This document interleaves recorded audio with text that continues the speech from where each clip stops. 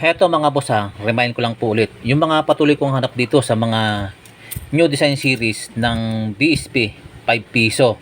So may hawak po tayo dito na year 1995 hanggang year 2000. So pag-usapan po natin.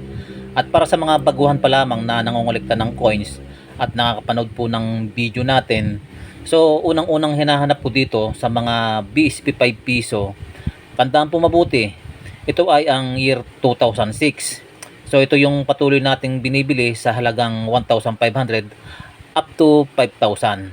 So yan po, tandaan po ninyo, year 2006.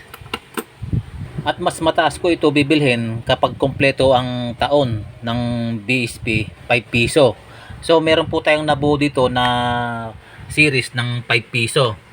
Lahat po ng nakikita nyo na year dito sa mga 5 piso mula year 1995 hanggang year 2017.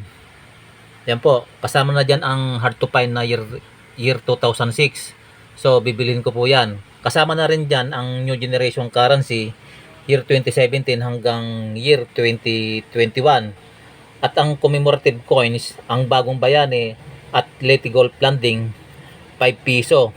So dapat kompleto po yun ha mga boss. Kasama na dyan yung hinahanap ko na year 2006. Bibilin ko lahat yan kapag uncirculated condition 8,000. Sa mga nagtatanong kung bakit ko ito binibili, kasi nga nagbubuo tayo ngayon ng bagong series ng 5 piso. Baka naitatabi nyo yung mga year na ito na ipinapakita ko, bibilhin ko. At syempre may mga special din tayong hinahanap dito sa mga 5 piso bukod dito sa year 2006. Para sa mga hindi pa alam at sa mga nag-aalok sa akin ito, mga 5 piso. Ang binibili ko dito ay year 1995 hanggang year 2000. Pero dapat uncirculated condition mga boss, yung bago pa.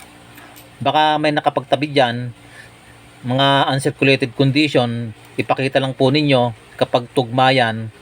So bibiling ko po 500 up to 1,500. So depende po yan sa year. At marami na po tayong nabili niyan, mga good condition, mga uncirculated condition. Ito po. Dapat katulad nito. Ito. So ito po yung mga nabili natin.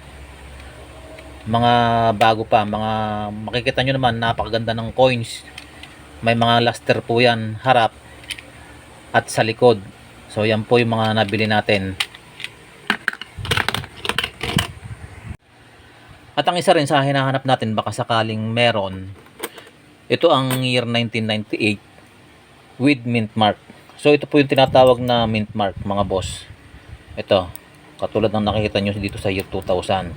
Kapag ang mint mark na yan nakikita nyo dito sa year 1998, bibilin ko 1,500 up to 3,500. Kapag walang mint mark katulad nito, ibig sabihin common lang. Common lang po ito na umiikot sa sirkulasyon. So hindi po siya binibili. Sana malinaw sa inyo yung mga hinahanap natin dito sa mga BSP 5 piso. At kung gusto mo pang malaman kung anong mga barya ang merong mataas na collector's value na binibili ko, ay pwede kang mag-subscribe, mag-follow na rin at i-share na rin ang ating video para updated kayo sa mga hinahanap ko. Maraming salamat.